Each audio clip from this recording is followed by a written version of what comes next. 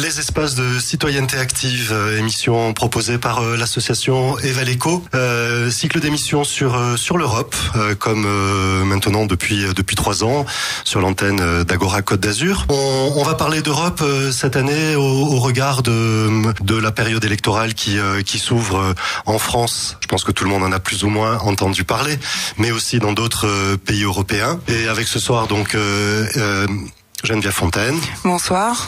Thomas Fontaine. Bonsoir. C'est une émission de famille. Bilal Sidaoui. Bonsoir. Et Isabelle Schiavi. Bonsoir. Bonsoir à toutes et tous. Et Philippe Chemla. On reprend donc ce cycle d'émissions sur la citoyenneté au sens large, mais avec un focus sur l'Europe, dans la mesure où effectivement l'Europe influe sur notre vie de tous les jours, et elle influe aussi sur les diverses décisions auxquelles on a la possibilité de participer. Et c'est aussi pour ça que ce magazine s'appelle Les espaces de citoyenneté active. Le but étant de se rendre compte qu'il est possible de participer, il est possible de s'exprimer, il est possible de s'opposer, il est possible de donner son avis, mais il est aussi possible de se rendre compte des décisions qui sont prises et comment elles sont prises dans les différentes institutions européennes. Et peut-être, Geneviève, qu'on pourrait recommencer par un petit point sur ce que sont les institutions européennes et comment elles fonctionnent, et peut-être redresser une idée reçue. Ce sont quand même les États qui ont le pilotage de la Commission européenne et des institutions européennes. Oui, on entend beaucoup dire que la Commission européenne est indépendante, qu'effectivement elle n'est pas élue démocratiquement et que c'est elle qui décide. Et en fait, quand on se penche un petit peu sur le fonctionnement de l'Union européenne, on s'aperçoit que au-dessus de la Commission européenne, il y a ce qu'on appelle le Conseil européen. Alors vous allez voir les noms, c'est vraiment voilà. Je pense qu'ils n'ont pas choisi les noms pour clarifier ni pour faciliter la compréhension. Donc le Conseil européen. Ce qui contredit aussi cette idée de citoyenneté. Oui, tout à fait. Le Conseil européen réunit nos chefs d'État. Et c'est lui qui va nommer la commission, d'abord, et désigner la commission, et c'est lui qui va définir les grandes priorités de l'Union européenne. Donc c'est lui qui va dire, par exemple, à la commission, qui va donner l'ordre à la commission de travailler sur un accord de libre-échange tel que celui qui a été voté hier, dont on va parler. Sur lequel on va revenir tout à l'heure. Mais aussi sur le traité transatlantique avec les États-Unis. Mais aussi sur le traité transatlantique avec les États-Unis. Et tous les autres thèmes, la Commission européenne ne peut travailler sur un sujet que si elle en a été saisie par le Conseil européen qui réunit nos chefs d'État. Et là, on voit un lien direct déjà avec les élections qui se profilent en France, qui arrivent en France, mais aussi en Allemagne et dans d'autres pays, sur effectivement la désignation du chef d'État. Alors, en France, c'est le chef d'État, c'est donc le président de la République. En Allemagne, ça va être la chancelière. Chacun va avoir des institutions différentes. Ça va pas être le président allemand, ça va être la chancelière qui est membre de ce Conseil européen. C'est malgré tout important. On a un peu tendance à réfléchir comme si tous les pays européens fonctionnaient avec la même organisation que la France. Pas du tout. Non, pas du tout. Pas du tout, et donc chacun, en fait, c'est le chef de l'exécutif qui, dans chaque pays européen, est membre du Conseil européen. La Commission européenne, saisie par ce Conseil européen, va travailler à l'élaboration de textes. Elle va travailler à l'élaboration de textes en étant obligée de consulter. C'est-à-dire qu'elle est à chaque fois, il y a un site, on va en reparler tout à l'heure aussi, un site des consultations en cours de la Commission européenne. À chaque fois qu'elle travaille sur un sujet, elle est obligée de consulter. Et n'importe quel citoyen, entreprise, association, collectivité locale, n'importe quelle structure peut répondre à ces consultations. La Commission est obligée de tenir compte des avis qui sont donnés dans ces consultations. Et à partir de là, par contre, s'il y a que des entreprises qui s'expriment dans ces consultations, forcément, elle a que l'avis des entreprises. Elle n'a pas l'avis des citoyens. Et de l'importance donc du rôle des lobbying sur lesquels on revient souvent, mais aussi de l'expression citoyenne, de l'expression individuelle. Et en particulier en France, on se rend bien compte que cette participation est extrêmement faible pour diverses raisons, bonnes et mauvaises. On y reviendra un petit peu plus tard. On y reviendra tout à l'heure. Donc cette Commission européenne va élaborer un projet de texte qu'elle va proposer au vote conjoint. Il y a une codécision entre le Parlement européen, qui est composé de 751 députés européens pour lesquels on a voté en 2014, et le Conseil de l'Union européenne, qui réunit là les ministres concernés. Par exemple, quand on vote un texte sur l'agriculture, ce sont les ministres de l'agriculture des 28 États membres qui vont co-décider. Alors 27 avec le Brexit, mais en fait, pour l'instant, aujourd'hui, la Grande-Bretagne n'est pas encore sortie. Elle a même pas encore activé officiellement l'article 50. Donc voilà. Aujourd'hui, d'ailleurs, ça pose des problèmes. Est-ce qu'ils ont droit de vote? Voilà. On ne parlera pas du Brexit ce soir. Non, on évitera ce sujet. Il vont donc y avoir une navette parlementaire entre le Parlement et ce Conseil de l'Union européenne qui regroupe les ministres concernés, jusqu'à ce qu'ils arrivent à se mettre d'accord sur un texte commun. Le Parlement a le dernier mot. Et voilà. Et après, il y a un vote. Il y a un vote. Ce texte va être adopté. Et si ce texte ne concerne que des compétences de l'Union européenne, alors il y a toute une liste de compétences. On pourra en reparler dans une autre émission. On en avait reparlé. On avait parlé l'année dernière. À ce moment-là, on n'interroge pas les parlements nationaux ou les gouvernements nationaux. Mais si le texte, et c'est ce qui se passe pour les traités de libre-échange, si le texte est dit mixte, c'est-à-dire il comprend, il touche à la fois à des compétences de l'Union européenne réservées à l'Union européenne, mais aussi aux compétences des États, à ce moment-là, ce texte doit être ratifié par tous les pays membres pour entrer en vigueur. Chaque pays décide de sa procédure de ratification. Ce n'est pas l'Europe qui l'impose. Donc, certains pays ont décidé que ça serait un vote au Parlement, d'autres peuvent décider que c'est un référendum populaire, mais il ne faut pas accuser l'Europe de ne pas faire de référendum populaire, c'est un choix national de dire comment on ratifie ces différents textes. Voilà. Et donc on a ce triptyque, on a 4 acteurs importants, mais il faut pas oublier que tout part de nos chefs d'État. Et que tout passe ensuite dans les mains d'élus qui sont nos députés européens. Et qu'à chaque fois que le texte concerne des choses qui sont des compétences des États, ça revient au minimum devant nos députés nationaux. D'où l'importance du choix de notre futur président et de nos futurs députés. Ça impactera directement ce que l'on fait de l'Europe aussi. Voilà donc une façon de se réapproprier la citoyenneté européenne. Les espaces de citoyenneté active l'Europe ce soir. Après avoir fait un petit point sur les institutions, on va rentrer dans l'actualité avec le vote sur le CETA, donc le traité entre l'Union européenne et le Canada, et peut-être refaire un petit point là sur qui a voté quoi. Oui, alors on est sur Agora Côte d'Azur, il faut pas oublier de le dire, donc voilà, on le redit. Alors, on dit souvent l'Europe, c'est pas transparent. Je rappelle que le vote a eu lieu hier, oui, qu'il a été positif. Hier, et donc au Parlement, il a eu lieu hier. Dès aujourd'hui, en fait, sur le site du Parlement européen, on trouve toute la liste de qui était présent, qui était absent. Mais juste avant, préciser que donc les parlementaires européens ont accepté le principe de ce traité. Oui. Normalement, le traité doit repasser devant chacun des États. Oui, parce qu'il touche à des compétences qui sont mixtes, c'est-à-dire compétences de l'Union européenne et compétences des États. Mais que malgré tout, un certain nombre de principes, un certain nombre de choses vont pouvoir entrer malgré tout en vigueur dès le mois de mars. Oui, tout ce qui touche les compétences exclusives de l'Union européenne. Voilà. J'espère que vous vous y retrouvez. Voilà, mais en même temps, le texte global et en particulier tout ce qui touche les tribunaux, tout ce qui touche etc., ne pourra rentrer en vigueur que si la totalité des États membres le ratifie. Et donc, il va venir ce texte devant notre Assemblée nationale. Et donc là, voilà. Alors, on ne sait pas s'il va y venir avant qu'il y ait renouvellement de l'Assemblée nationale ou après. Je pense qu'ils vont tout faire pour que ça soit avant. Voilà. Mais en fait, j'en sais rien.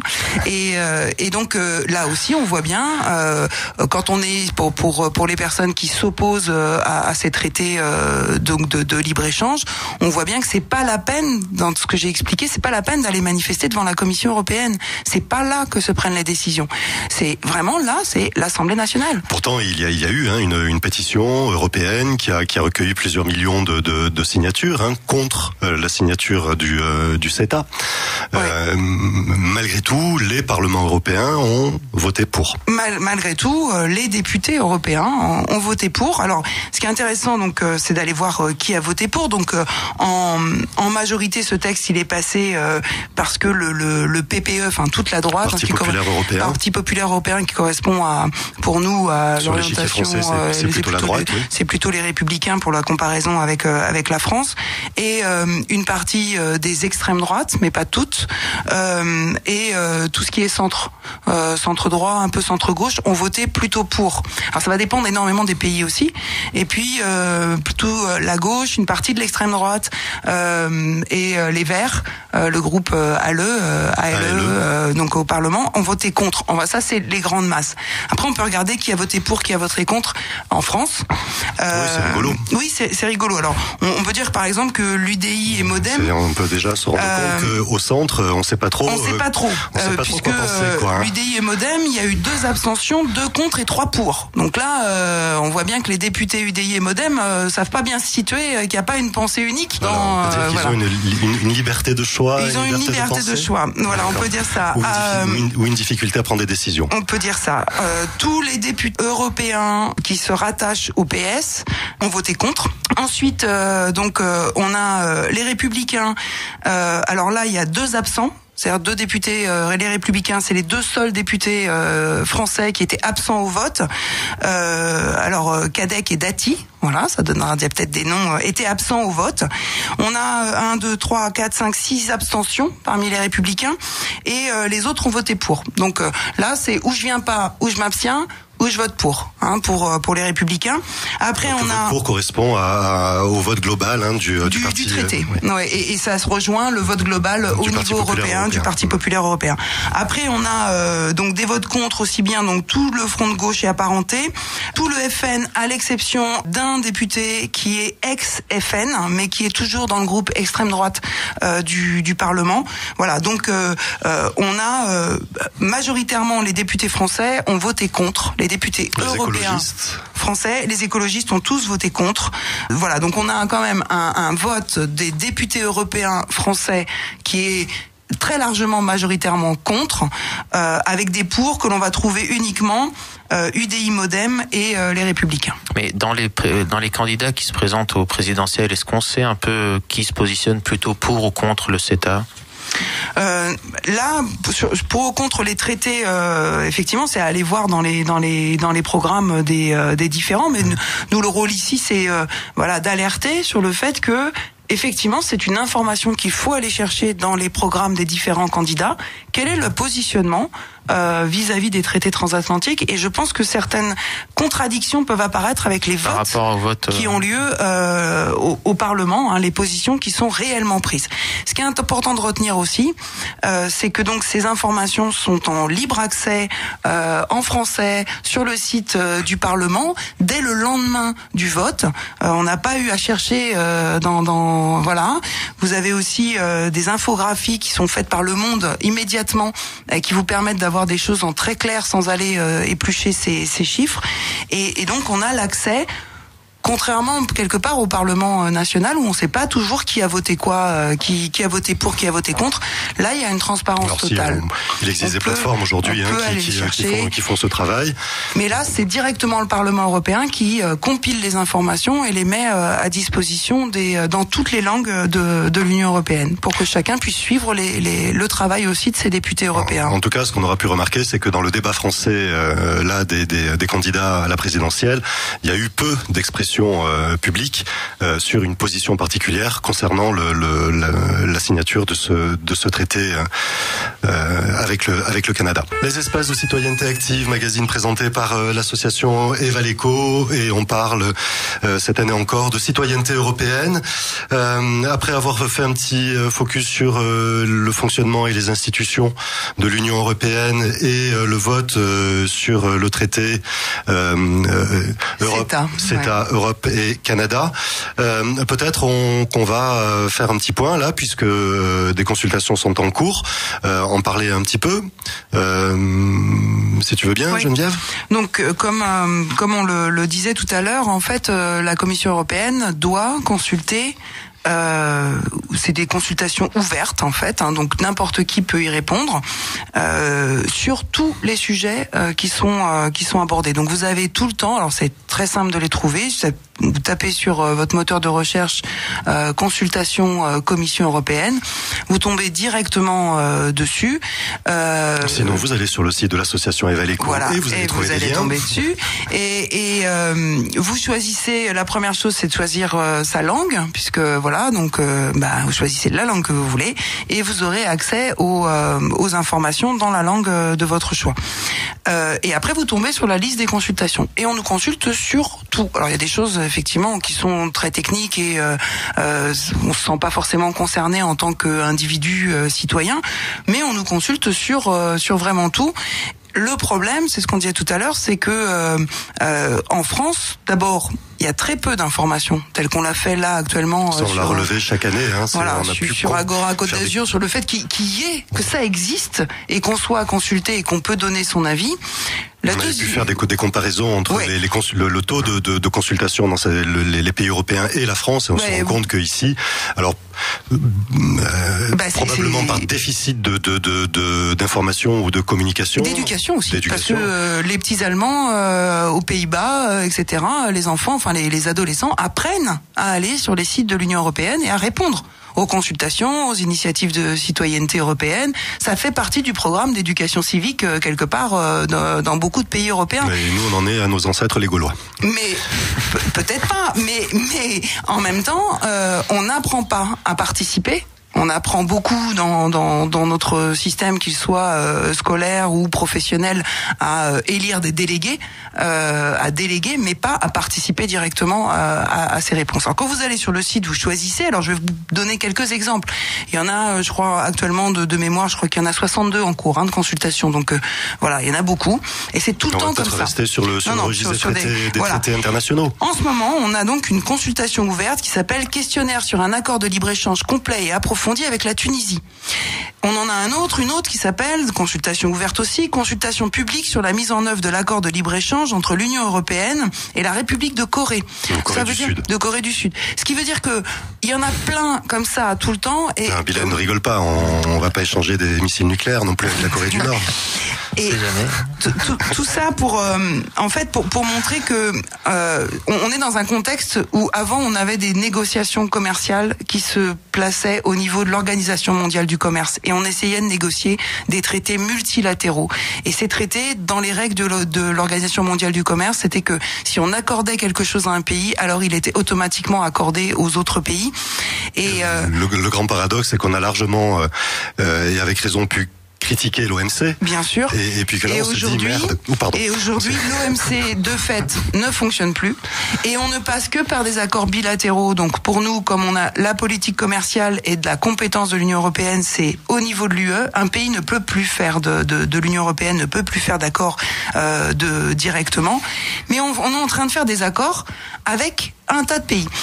Je remarque quand même que les citoyens européens qui sont contre les accords transatlantiques ou contre l'accord avec le Canada ne se manifestent pas du tout dans des accords approfondis avec la Tunisie ou comme récemment avec d'autres pays africains, et que dans ces accords-là, c'est très largement les pays du Sud, du Sud, qui sont défavorisés. Mais là, nous, citoyens européens, on vient pas descendre dans la rue pour dire c'est pas normal de faire des accords de libre-échange qui sont si défavorables aux pays en développement. Oui, c'est-à-dire que là, on ne relève pas le côté asymétrique. Non, on relève pas. On le relève le côté asymétrique des accords de libre-échange quand voilà. Et donc, alors que tout ça est en accès, qu'on peut avoir les textes, on nous pose des questions qui vont permettre à la Commission d'élaborer le texte qui sera soumis au Parlement. Donc, je crois vraiment qu'on a tous intérêt. Alors, on peut y répondre.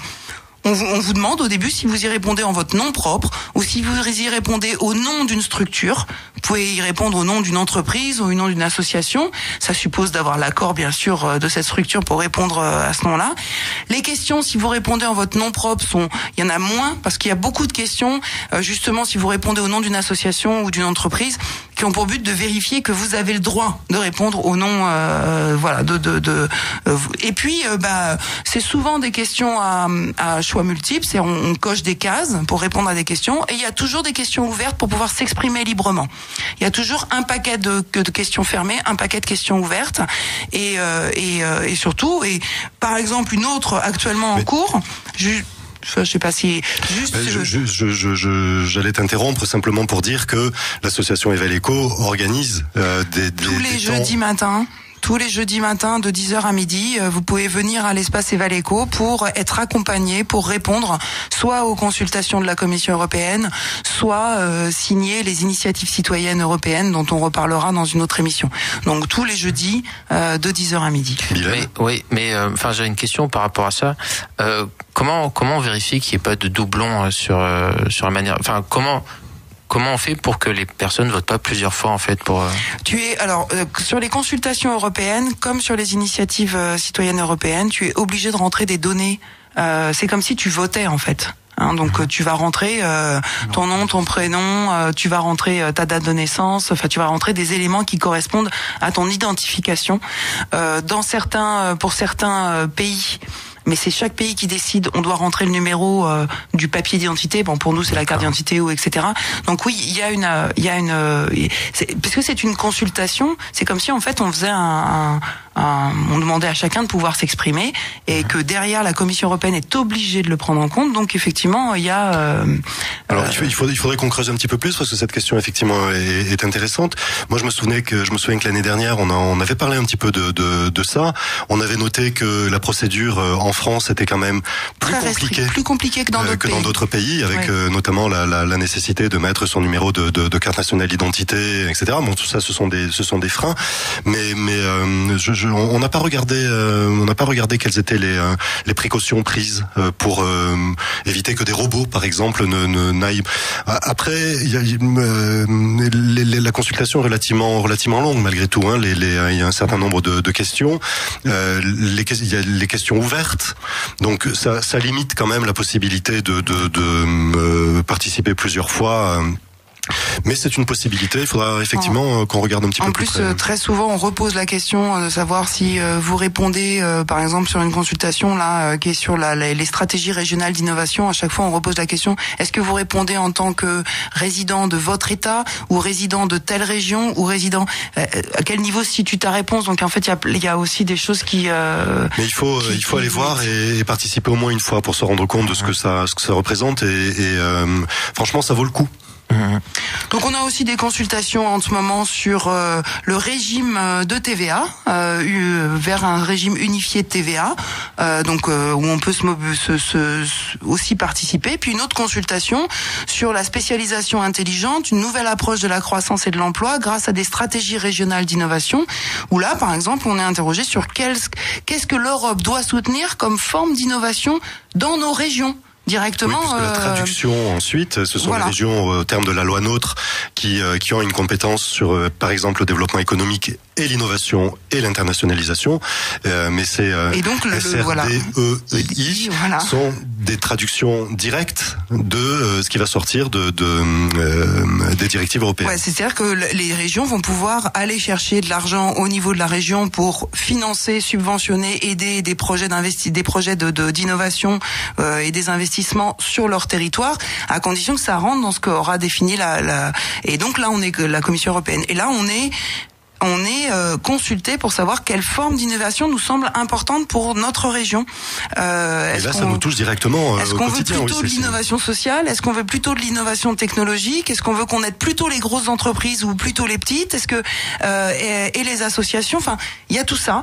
Et c'est en allant y répondre que l'on peut donner notre avis et quelque part infléchir à notre niveau le fonctionnement futur de l'Union européenne. La citoyenneté, ça s'assume. Une peut-être citoyenneté active. On va peut-être terminer cette émission avec aussi l'actualité européenne, avec ce que j'ai envie d'appeler la valse à la tête de l'Europe, avec le départ de Monsieur Juncker et celui de Monsieur Schulz.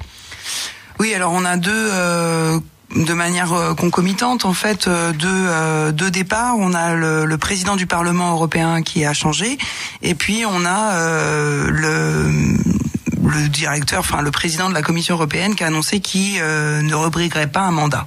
Voilà. Donc Atchoum. Là aussi, hein, c'est aussi intéressant de regarder. Alors d'une part, les raisons pour lesquelles il y a, c'est rare. Hein, on a quand même plus été habitué à des personnes qui souhaitent conserver leur poste de responsabilité, qui sont loin d'être honorifiques. Hein. Le chef de la Commission européenne a malgré tout un vrai pouvoir. C'est le chef de l'exécutif européen, et il a donc c'est Monsieur Juncker, et qui a annoncé ne pas vouloir se représenter en 2019, mais surtout qui a émis des doutes sur la capacité des Européens à rester unis. Alors dans un contexte où la Grande-Bretagne a voté sa sortie, ça crée quand même un contexte particulier, et ça n'aide évidemment pas les pro-européens qui se sentent quand même un petit peu déprimés, si on met ça en plus en perspective de l'arrivée de Monsieur Trump à la présidence des États-Unis et de ces différentes annonces. On peut malgré tout comprendre le désamour des opinions publiques européennes quant à la pérennité de l'Union européenne. C'est surtout un désamour de l'opinion publique vis-à-vis de Juncker, puisqu'il est mêlé au scandale sur l'évasion fiscale avec le Luxembourg, le LuxLeaks. Voilà, donc. Mais ça, c'est des choses qui avaient été exprimées lors de sa nomination. Oui, mais et puis de toute façon, donc il a été quand même forcé à la démission dans son pays. Il se retrouve tête de file effectivement pour le Parti populaire européen pour devenir chef de la Commission européenne, alors que il y a quand même entre guillemets toutes ces casseroles, et donc il y a tout de suite eu des pétitions de citoyens et des manifestations de désapprobation de certains parlements, etc., et de certaines personnes. Donc voilà. Donc lui, il est plutôt dans une situation effectivement. Il étale sur une radio allemande effectivement son pessimisme alors qu'il est encore président de la Commission européenne, et qu'il est en même temps désavoué par l'opinion publique européenne par rapport à cette nomination. Donc mais ça fait combien de temps qu'il est à la tête de la Commission européenne à peu près? Depuis les dernières élections, donc en fait 2014. D'accord. Voilà. Quant à Monsieur Schulz, lui, son choix est de retourner vers la politique allemande. Alors lui, par contre, c'est vraiment un président du Parlement européen très apprécié, qui a vraiment fait du Parlement européen une tribune de débat politique et citoyen. Donc on dit souvent qu'il a été au-delà de ce que permettait le traité de Lisbonne au Parlement européen, justement en ouvrant cet espace de parole au Parlement européen. De nombreux invités invités à venir s'exprimer devant le Parlement pour générer des débats, etc., d'opinions, d'idées entre les parlementaires. Donc là, on n'est pas du tout dans le même cas. On est dans le cas d'un président du Parlement, donc élu pareil en 2014, voilà, qui est élu normalement pour 2 ans et demi, hein, voilà, et qui annonce qu'il se représente pas. Fin novembre, il annonce qu'il se représente pas à cette mandature parce que il veut il veut partir en campagne contre Angela Merkel en Allemagne, dans les élections allemandes. Et donc un vote a lieu en janvier, hein, donc là pour le remplacer. Et là c'est un peu rigolo. Alors là c'est un peu c'est Monsieur Antonio Tajani qui a été élu, qui est un Italien, qui est membre du Parti populaire européen. Mais ce qui est parti majoritaire. Un parti majoritaire de toute façon. Mais ce qui est intéressant de voir, c'est qu'en fait, donc les différents groupes du Parlement ont proposé des candidats, et que sur 6 candidatures proposées par les 6 groupes parlementaires, il y en avait 3 italiennes. Donc en fait, c'est comme s'il y avait quand même on s'était un peu mis d'accord déjà avant que peut-être ça serait bien que ça soit un Italien ce coup-ci, quoi. Hein, parce que c'est quand même étonnant qu'on trouve 3 Italiens tête de liste sur 3 groupes. Surtout sur les 2 groupes groupes qui sont les plus nombreux, hein, on trouve un Italien. Donc quelque part, voilà. Après, on a 3 tours de vote. C'est intéressant d'aller voir parce que ça bouge, ça varie, mais ils n'arrivent pas à dégager une majorité au bout de 3 tours de vote. Et là, on garde les 6 candidats pendant les 3 tours de vote. On essaye de trouver un consensus, en fait, ou en tout cas un consentement. Donc on voit que les chiffres bougent d'un candidat à l'autre sur les 3 tours, mais rien ne se dessine clairement. Et donc au 4e tour, par contre, on ne garde que les 2 premiers du 3e tour. Et donc monsieur Antonio Tajani est maintenant italien et maintenant président du Parlement européen. On pourra se poser la question de le lien avec la situation de l'Italie, mais on pourra en reparler donc lors des émissions à venir, donc 3 émissions à venir dans les 3 mois qui viennent. C'est fini pour ce soir. Nous vous souhaitons une très belle soirée à toutes et tous sur l'antenne d'Agora Côte d'Azur. Merci. Bonne soirée.